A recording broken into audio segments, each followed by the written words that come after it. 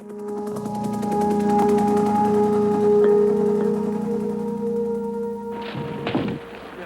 on, first, come on, let's go. Falling behind, we might have something up there.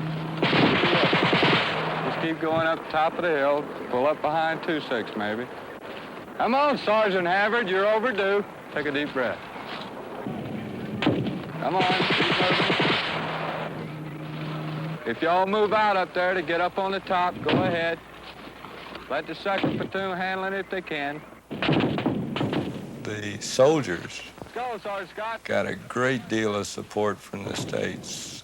Classes by the hundreds would write letters addressed to a soldier in Vietnam, and these were packed up and sent to our unit. And by and large, the soldiers would try to respond to these things. There was a groundswell of popular support behind the troops in 1965.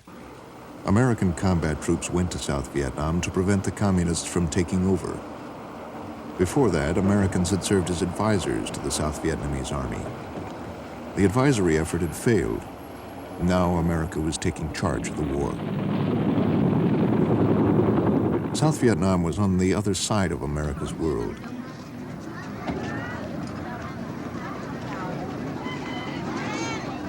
It was a strange, incomprehensible country for the American soldiers.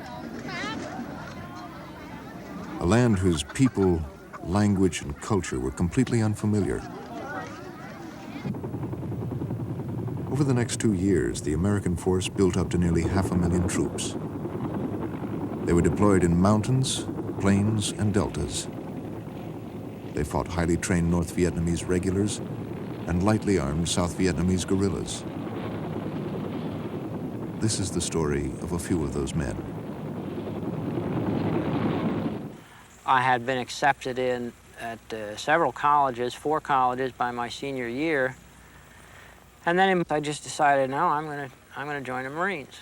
And I had to spend a lot of time talking to my parents about it because at 17, of course, I would not have been allowed to sign an enlistment contract in my own right. They had to sign it too. And really what tipped the scales in the discussion was at one point after talking for a long time, I said, Mom, is this the way you raised me, to let other mothers' sons fight America's wars? And they were young people during World War II. They believed in their country, and that was it. They hadn't raised me that way. Before going to Vietnam, recruits were shown an official film produced to explain America's commitment. I do not find it easy to send the flower of our youth, our finest young men, into battle. I have seen them in 1,000 streets of 100 towns in every state in this union, working and laughing and building and filled with hope and life.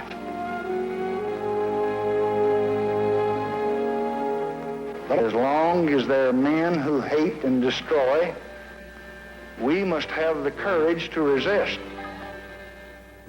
During my senior year, when the government said that the communists were taking over Vietnam and if we didn't stop them there, we would have to stop them eventually in San Diego, I took that at face value, and I saw my opportunity to really to be a hero. The people of South Vietnam have fought for many long years. Thousands of them have died. Thousands more have been crippled and scarred by war. And we just cannot now dishonor our word or abandon our commitment or leave those who believed us and who trusted us to the terror and repression and murder that would follow. This then, my fellow Americans, is why we're in Vietnam.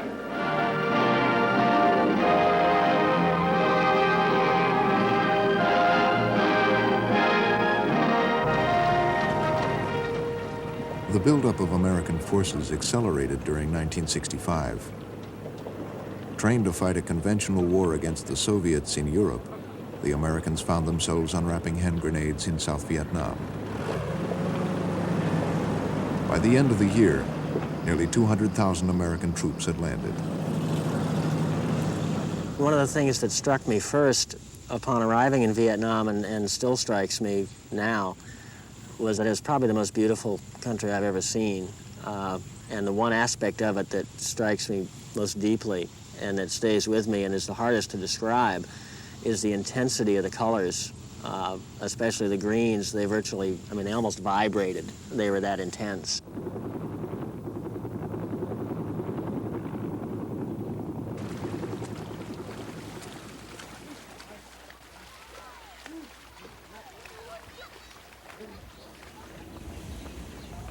American soldiers were unprepared for the complexity of South Vietnam. Some Vietnamese were loyal to communist North Vietnam and the Viet Cong guerrillas. Some belonged to various religious and political factions. Many tried to remain neutral. Others supported the anti-communist government backed by the United States.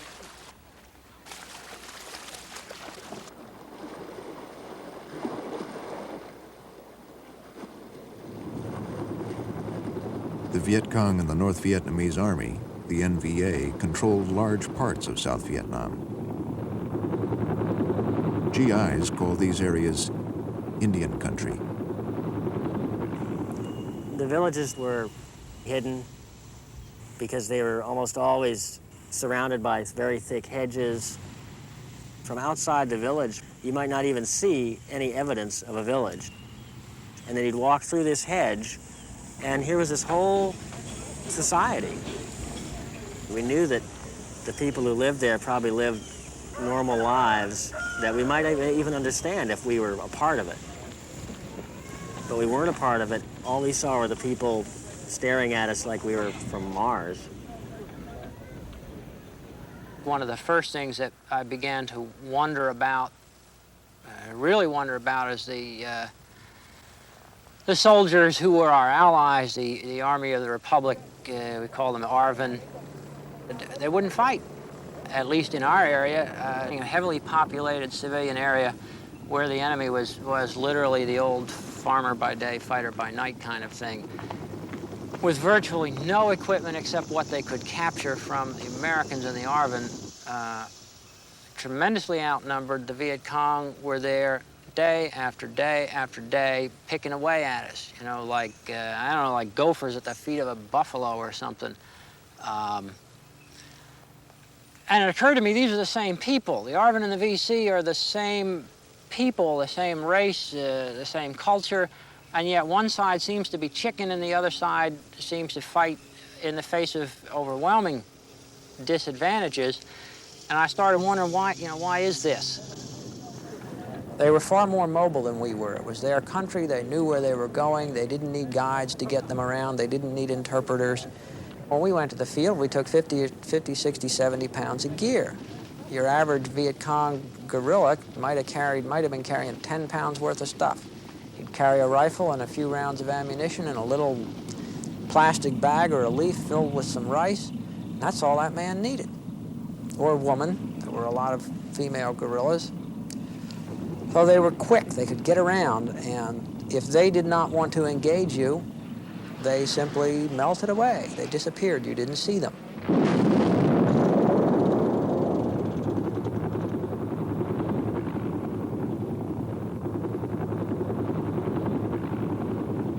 Whenever you did make contact with the enemy, you'd go from the most horrible boredom, I mean, just absolute deathly boredom, to absolutely the other extreme, the most intense, continual excitement I've ever known in my life. I'm not sure how to describe the energy you would feel and the excitement you would feel, however you felt about it in terms of being scared or liking it or disliking it or whatever. The excitement was there, I think, for everybody. You couldn't go through combat and remain detached. It was the idea of someone shooting at you. Someone was trying to kill you. You were trying to kill someone. You were using that finger to try to take someone's life, and that sends a real charge through you.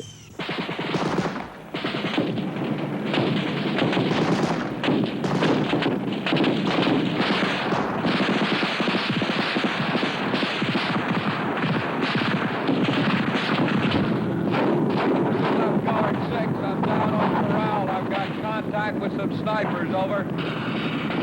Everybody get off the middle of this LZ.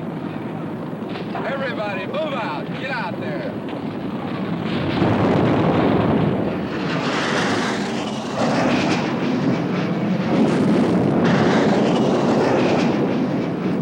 American strategists planned to use firepower to break the will of the enemy and make them talk peace on America's terms. It brought to bear the power of its industry and technology, and also its young men.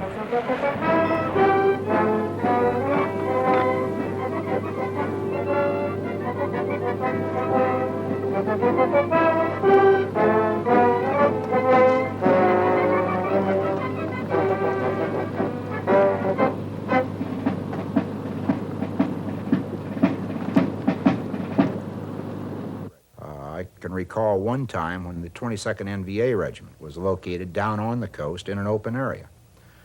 They were trying to move from one point to another and had hoped to be able to carry out this movement without being detected. But the 1st and 9th Cav did detected them very late in the evening. It was around 5:30 or 6 o'clock. And throughout the next 2 days, proceeded to eliminate them once again, I might point out, primarily through the use of awesome firepower.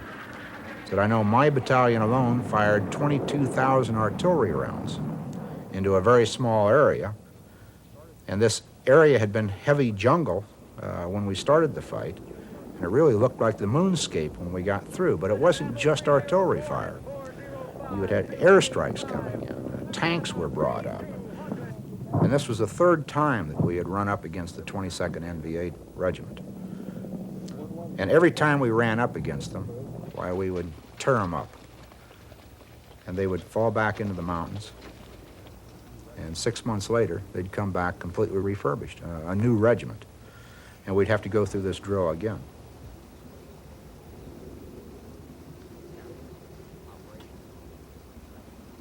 We captured the operations officer of the 22nd NVA Regiment. He was very interesting to talk to after we'd had him for about a month. This man was a senior captain, which would be the equivalent probably of a major or lieutenant colonel in the U.S. Army. He was as dedicated to his leaders as I was dedicated to mine. I wasn't questioning what I was doing in Vietnam either. My leaders decided that I should go, and I went, and I was a good soldier. He was in the same position, is that he was down there reunifying his country as far as he was concerned. And that was all that he needed to know. Infiltration of large North Vietnamese army units into South Vietnam increased rapidly as American troops expanded their combat role. When the North Vietnamese reached the South, they often relied on Viet Cong guerrillas recruited from Vietnam's predominantly peasant society. In Vietnam, for generations, the real power and the economy and the education through which you get power was in the hands of a very few people. Maybe 3 to 5% of the population controlled the government, controlled the economic life of the country. If you were a peasant or lowly born, it was almost impossible to break out of this chain of your father and your grandfather. The Viet Cong quite often can turn the peasant's mind into the idea that if you revolt, if you join us, we can change this system. As a result, many young men and women voluntarily, willingly join the Viet Cong in Vietnam. He's developed into a savior of his village and his family, a super nationalist. He has to be able to be a pretty savage fighter, ambushes, quick hit and run operations, participate in the terrorism and beheading or assassinations of village chiefs or effective government officials who are opposed to him. He might be an extremely sensitive young man, may be Buddhist, may regard human life very highly, actually lose merits for his passage to the life beyond by taking human life. It's a complete metamorphosis. When he was riding that buffalo in the paddy field and became a fighting soldier against the government.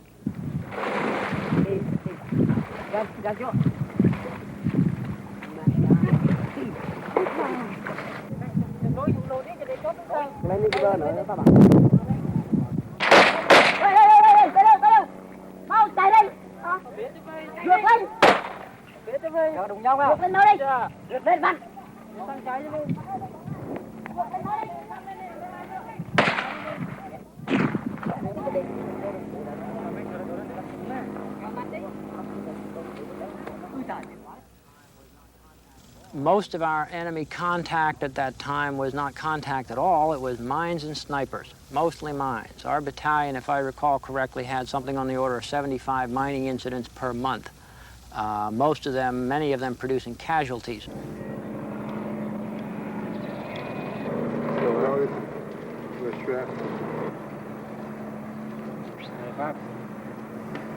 So day after day, you had dead Marines, wounded Marines, and nobody to fight back at. In the meantime, you've got guys, you go out, you run a patrol, somebody hits a mine, there's a couple of dead people, and here's Joe, the rice farmer, out in his field. He don't even stop. It's like he didn't even hear the blast. And after a while, you start thinking, wait, these people must know where these mines are. How come they never step on them? They must be VC. They must be VC sympathizers.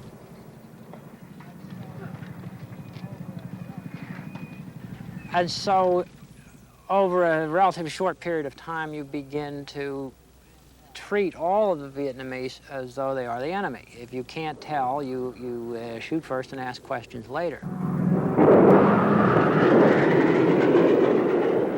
To deprive the enemy of peasant support, the American command tried a new tactic, moving the population out of Viet Cong base areas. Actually, the operation itself consisted of a mobile landing, air mobile landing by helicopter in 7 separate landing zones. And this simultaneous landing of this much force enabled us to get complete surprise. And as a result of the surprise achieved, the VC, many of whom were in the town, some in the area just adjacent there too, were caught totally by surprise, many without weapons, running to tunnels and hiding places which they had developed over the years.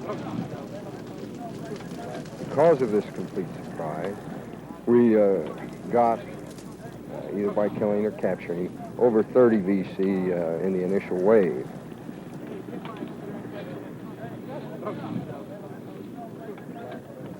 The main goal of it was to eliminate the National Liberation Front political and military structure from a triangular area about 50, 60 square miles.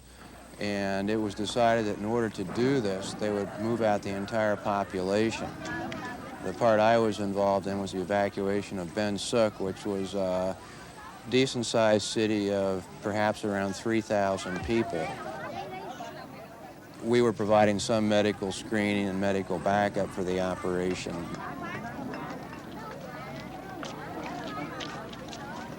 During the evacuation of the villagers from Ben Suc, I was struck by a sense of resoluteness in the villagers. They understood what was happening. They understood that they couldn't really change the situation. They were going to be taken out of their homes. I'm sure that deep down inside they knew that that was the end of Ben Suc as a village, that we were going to destroy the village. They seemed to accept it with a very special kind of strength.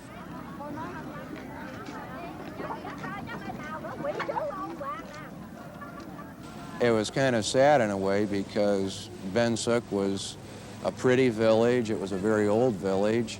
The people there seemed to enjoy a little better standard of living than people in many of the other villages. The villagers were taken out by boat, by helicopter, and by truck to relocation centers. Basically, once the people were taken out, the whole thing was just turned into a parking lot. At the same time, the villages themselves would be destroyed. Anything of material value would be eliminated. Mattresses would be slashed. Rice would either be taken out or poisoned or dumped in the river. Crops would be defoliated, and it made it much more difficult for the Liberation Front to continue without this material and population base. The press corps in Saigon was briefed on the operation, called Cedar Falls, by its commander, General Jonathan Seaman. They'll have a little trouble using it. But I should say right now that to destroy these vast tunnel complexes is a pretty formidable job. And we do the best we can. And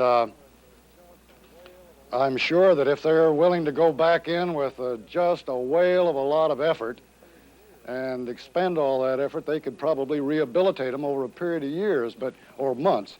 But when you realize that it's taken them about 20 years to build this thing up, if I were a VC, I'd be somewhat discouraged. American forces ended the operation and withdrew. Soon, even without help from the civilian population, the enemy was back in its base, again threatening the region around Saigon.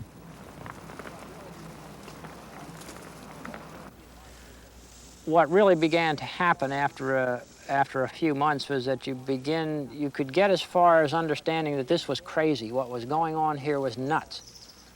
But you didn't dare begin to draw conclusions from that because they pointed in directions that were just terrifying. I mean, America might not be the guys on the white horses with the white hats.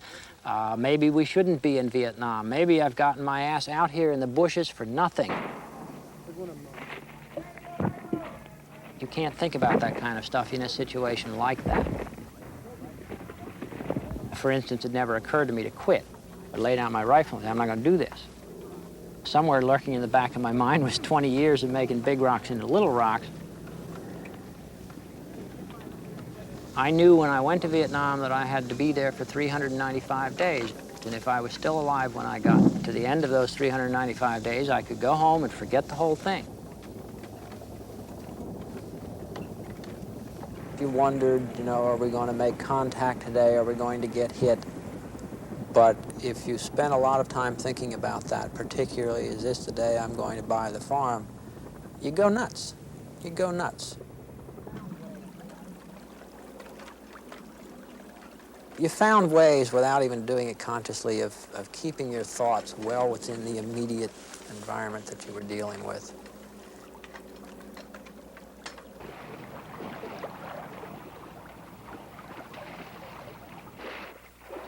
There were leeches everywhere, and so whenever you stopped for a break, you'd have to take your boots off and check for leeches. One of the major problems that guys had was a thing called immersion foot. You get this kind of rot on your feet because your feet were always wet.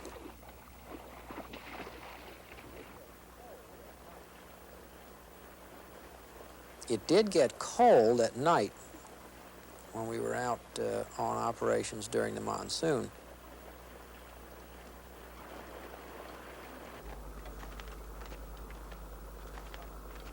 The heat was a lot harder to deal with in the summer months. You had been used to regularly 100 degrees, up to 110. Some days it would get up to 120. And we ended up taking a lot of chances. You'd go without a flak jacket, you'd go without a helmet. You were trying to decide what the odds were of getting heat stroke as opposed to what the odds were of getting hit. I don't have nightmares about killing armed soldiers in combat. I'm sorry. The thing I have the nightmares about is the woman in the rice field that I shot one day because she was running for no other reason, because she was running away from the Americans who were going to kill her, and I killed her. 55, 60 years old, unarmed, And at the time, I didn't even think twice about it. It's not like the San Francisco 49ers on one side of the field and the Cincinnati Bengals on the other. It's just not like that. It's the enemy is all around you. 1 second you may be fired upon from the rear, the next second from straight ahead or either flank. You never know. In other words, you never knew who was the enemy and who was the friend. They all dressed like they were all Vietnamese. Some of them were Viet Cong. They all looked alike. What follows is an account from both sides, American and Vietnamese, of what happened in a village Marines were trying to clear of Viet Cong, 10 miles from where U.S. troops first landed in 1965. It's January 1967. We planned a detailed two-company operation involving a golf company of the 2nd Battalion, 1st Marines, and hotel company, which I commanded. I was put in charge of the operation as a senior company commander. Well, I could say, like, normally you come through on the village. In the operation, you come through on a sweeping motion online, and you're sweeping through the village. So we get up to this village, and first you start off with a little light sniper fire, you know. Then you get this 50 calibers opened up, you're getting 30 calibers opened up, and you're getting people falling all over. So you're running around trying to find out what you're doing. So we spread out and dug in. The lead squad of that 3rd platoon got about 100 to 150 meters from the tree line, and fire increased from the tree line directly to their front, and they also started receiving fire from both their flanks. It was intense gunfire, and it sounded like a jackhammer. If you ever hear a jackhammer going off, it sounded like you had about 10, 15 jackhammers going off at the same time. I mean, total chaos. And I called in artillery support to fire on the tree line. Waiting for the word to advance, but there wasn't no advance. We was pinned down, and we were pinned down all day, all night. In the rain, it rained like something pitiful. You couldn't see nothing. Couldn't see nothing. You were just pinned down. And we had casualties. We took on a lot of casualties. Out of about 30 men, there were 11 left. And we called in helicopters to come in that night in the darkness to get the wounded and killed out. The first helicopter load we got out was the last one because the Viet Cong opened up on a helicopter, wounding the pilot, and no other pilots were willing to volunteer to come in. I'd watch the guys lay there and cry for their mothers all night long. Dying, slowly dying, asking to be shot because you can't take it no more. And you're sitting up there with your bundle of nerves. Your bundle of nerves, and all you can do is wait. We ended up going some 36 plus hours without food or water or sleep, obviously. And that is saying a lot when you consider the temperature was around 100 degrees. No water, no food, no rest. We were pretty tired Marines at the end of that first day. There were 2 villages there that the battalion wanted swept and searched to see if there were any remaining VC in there. It lightened up, and then we advanced towards the village. When the Americans came, I was a boy in the 4th grade. I was on my way to school when I heard the Americans were coming. I was very scared and ran back home with my friends. By the time I got there and had hidden my things, the Americans were close to the village. Airplanes were overhead bombing. Soldiers were coming and shells were exploding. Somebody had seen some movement in some of the houses, and next thing we knew, we were receiving automatic weapons fire. Lieutenant O'Connor was hit in the left shoulder and above the heart, and he's bleeding quite severely. I remember sloshing back to where he went down with the company corpsman, and we started returning fire and providing a covering base of fire, calling artillery in, and scheduled an emergency medevac helicopter to come in and get Lieutenant O'Connor out. Lieutenant O'Connor, I recall, was delirious.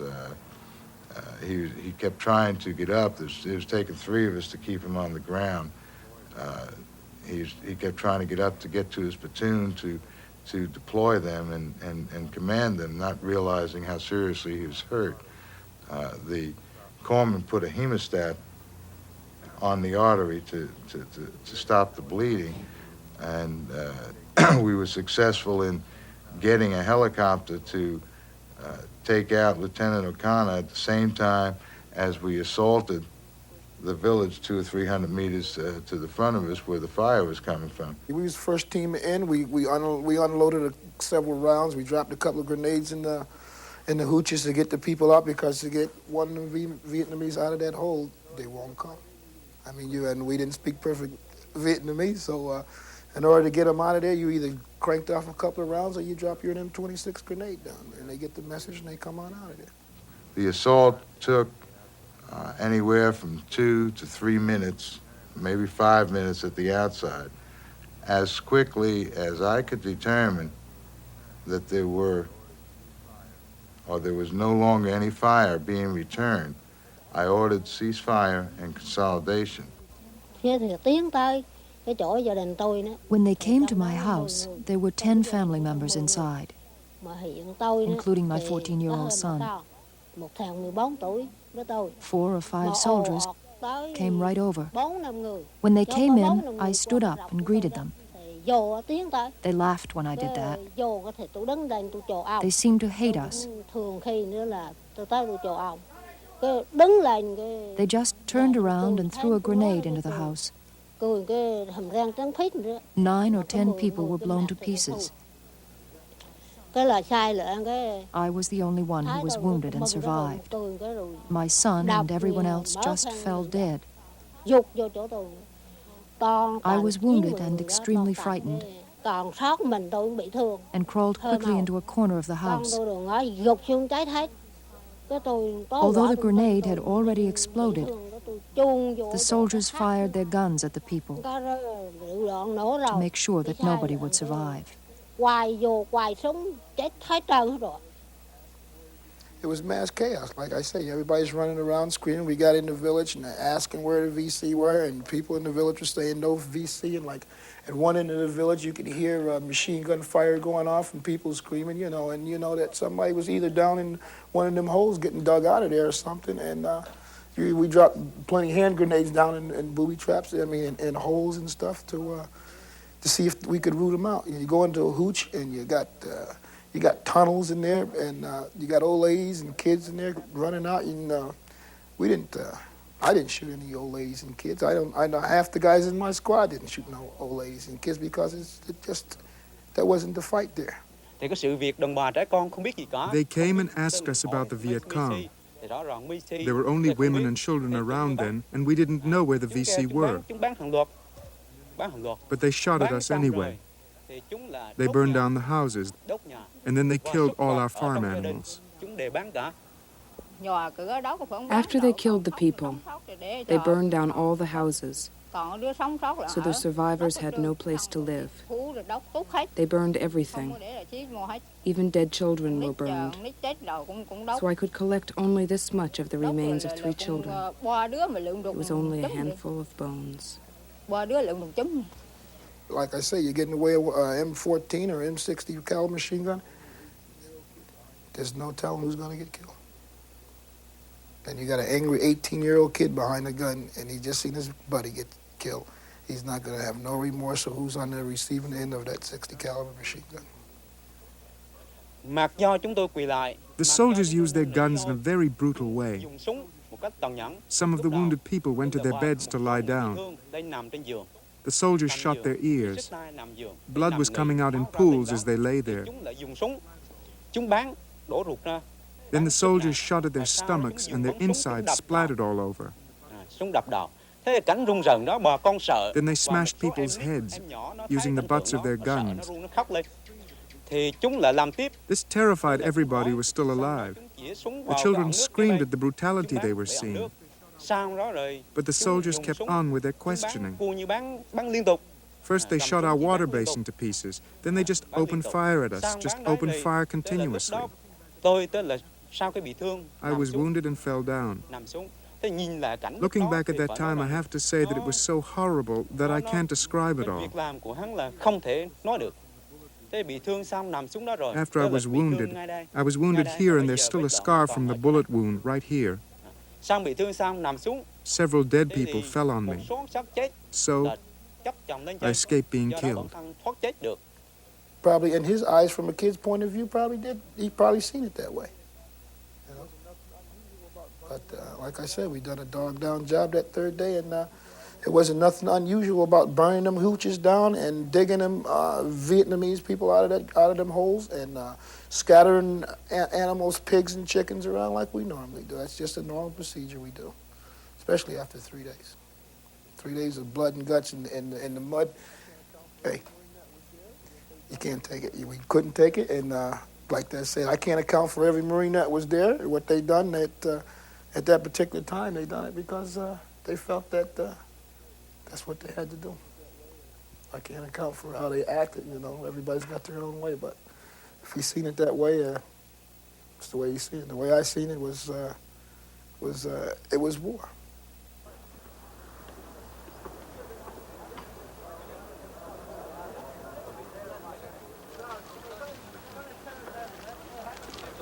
After military operations in the field, men returned to their base camps.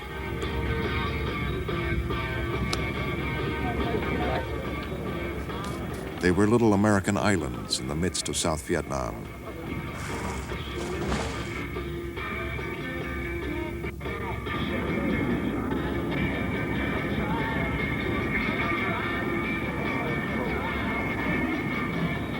Okay, let's settle up.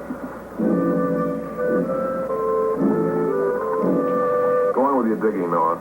I'll go. You see the rifles, John? Never better. Besides, I wouldn't know what to do with myself sitting around here without you guys. Next to the bases, small Vietnamese towns grew up.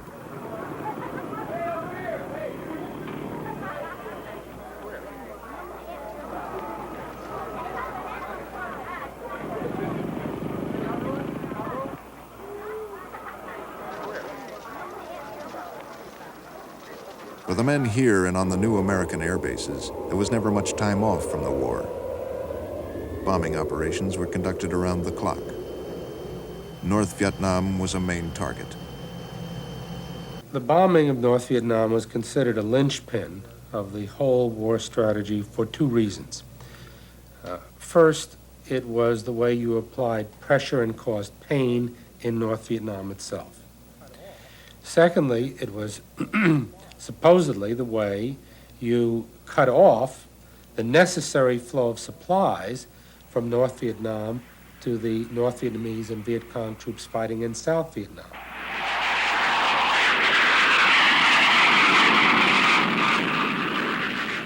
Interdiction was the key term. And it looked to us that even though we were stepping up the bombing almost month by month, that there was no impact on North Vietnamese and Viet Cong military activities in the South. So we had to ask the question, was the interdiction campaign working at all? So we started to make the calculations.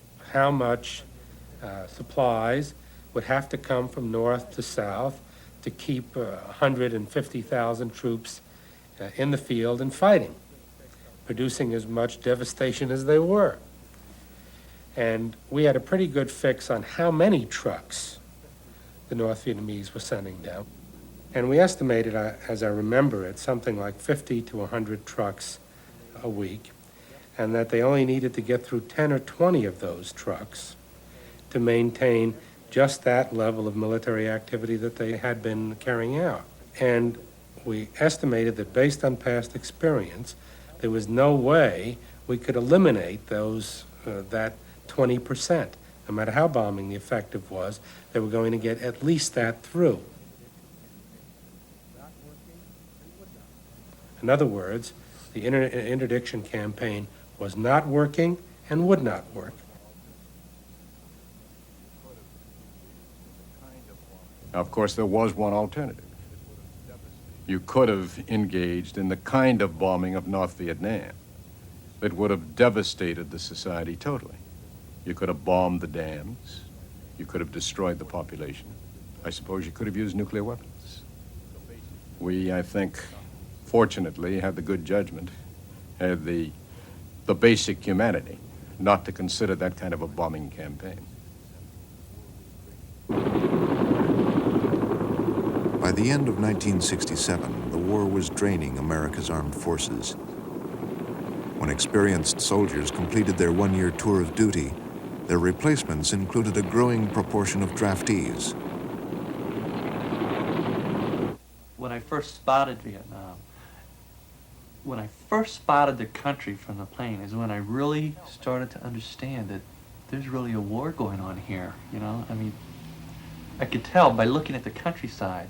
There were bomb craters, artillery craters everywhere. I mean, it wasn't as if you saw a nice, beautiful forest and then you went on in and you saw a battleground then. The whole country was covered with bomb craters. As soon as the plane landed and we got off the plane, we got onto these buses. Typical bus, except for they look like prison buses, army green prison buses with wire mesh over the windows. And I asked why, you know, this kind of, why, you know, this kind of bus. I thought we were in friendly country here, you know, and they told me that it was to stop people from running up and throwing grenades into the bus. I went, oh my God, you mean people are gonna try to kill me? Wait a minute, you know, I never really thought about dying before I was drafted. Pretty naive, you know, 20-year-old kid, really, hardly a man, and with a pretty narrow view of what the world was really like. As soon as I got there, things just, it was almost like there were a bunch of guys that got together and gone camping one afternoon that had never camped in their lives. I probably saw a half a dozen dead Americans before I ever shot at North Vietnamese or Viet Cong, strictly from our own mistakes. People walking along behind somebody with their trigger guard undone and tripping and shooting somebody in the back accidentally. You trusted yourself only. You weren't likely to trust many other people because you know, your life was on the line here.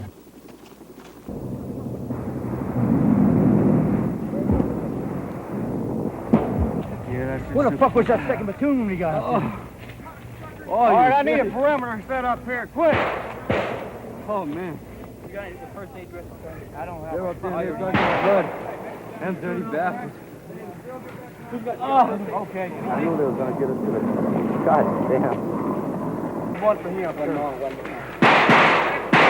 Perimeter set up around us. Get another company in there. You got a first aid dress? Get him. If I got in the belly, you better get me in the belly first. Don't get excited. Why not? Another day in the nap.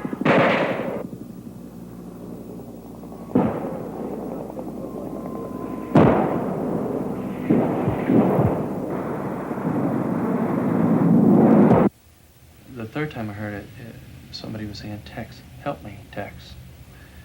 And so my friend says, don't be a fool. You know, don't go out there, you're gonna get killed. And I probably think that he was more scared of me leaving him there alone than me getting hurt. But I didn't go out for like 10 minutes, and I kept hearing this friend of mine hollering, Tex, help me, help me. And so finally, I don't know what happened. I didn't really think it over or anything. I just instinctively jumped up out of this bomb crater and ran over to help this guy. Just as I got to him, I was putting one knee down on the ground, and I was just reaching for him, and I felt this thud in my back. And I thought my other friend had run out too and had tripped or something when I stopped you know, and had like accidentally kneed me in the back. It was just, you know, like somebody punched you right in the back as hard as they could. Well, to knock the breath out of me, I took this deep breath. When I took the breath, this blood just came flying right out of my throat as if I had a faucet in my mouth. And, you know, I ended up just falling, you know, like my chest hits the ground. I'm laying on my M16 and I realized that I've been shot. I went back, I flashed back to my training, and I remember yelling and screaming things like, they would yell, "What's the spirit of the bayonet?" And you would have to scream back, "To kill." That was the spirit of the bayonet. And I'm thinking, you know, my whole job is to kill. I'm a trained killer. That's all I know how to do. I'm an 11B40, light weapons infantry. I'm just a trained killer. And it's, you know, all of a sudden I thought, how'd I get here? I never wanted to be a trained killer. I didn't want to kill anybody. I didn't know the first thing about it. I started thinking, you know, for the first time, what the hell is communism? I couldn't define it. And I'm laying here, I'm going to die for killing a bunch of people because they happen to be communists. We began to realize that if somebody will actually live out here in this stupid jungle, dig tunnels all day long, live in these tunnels for 10 years just to fight us, you know, when we're there to do good, it made you start wondering, you know, if they're willing to go through all that. And I must admit, you know, that those things weighed on our minds. Maybe if it had been a different kind of war, we wouldn't start thinking like that, but the troops who were actually out there doing the killing really began to respect the people that they were killing.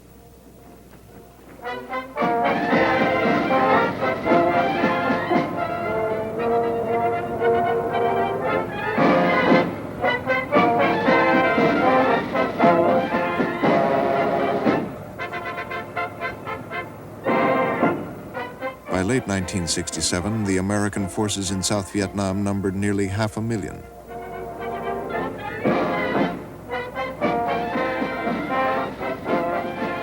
And U.S. commanders were asking for more.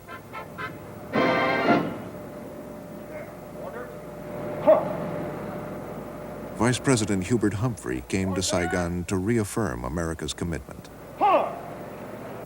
And may I say that despite public opinion polls, none of which, may I say, have ever been very friendly towards a nation's commitment in battle, despite criticism, despite understandable impatience, we mean to stick it out until aggression is turned back and until a just and honorable peace can be achieved, until the job is done. That is the policy of the President of the United States, the Vice President of the United States, and the Congress of the United States. So let people understand that.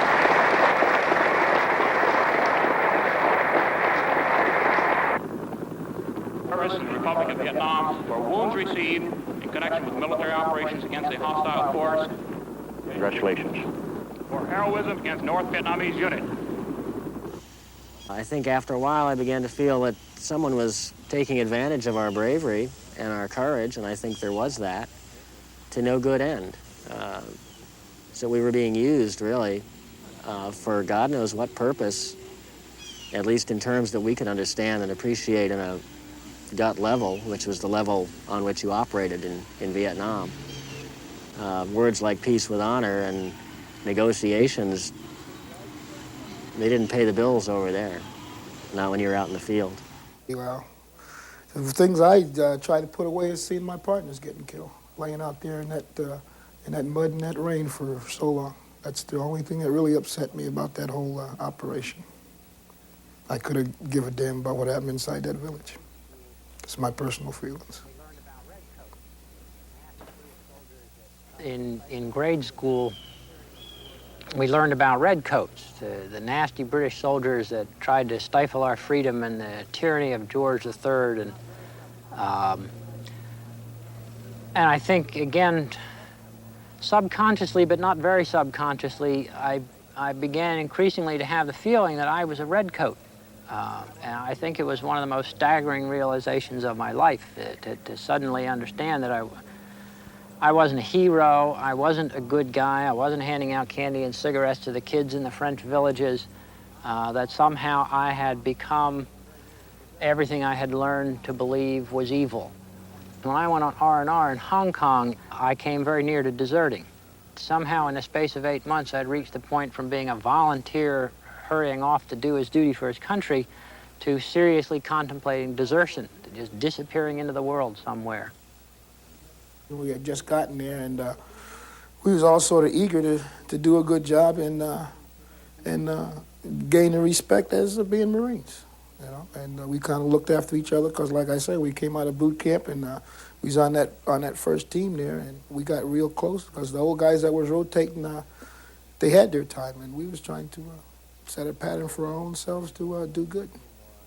And there just seemed to be no label on anyone except soldier and comrade and buddy. And based on that, they performed well, extremely well. And it was a pleasure to have, and a privilege to have commanded them. For wounds received in connection with military operations against a hostile force. When did you get hit? 25 October, sir. 25 October? Yes, sir. You were one of our early ones. Yes, sir. Congratulations. Exceptional meritorious service. Congratulations. You've done an outstanding job. That's quite a By medal. direction of the President on the provisions of Army Regulation 672-5. After almost 3 years, American combat forces had won major battles, but not the war. American commanders had expected their massive firepower to grind down the enemy. But despite enormous casualties, the communists were increasing their infiltration into South Vietnam as they prepared for the biggest offensive of the war.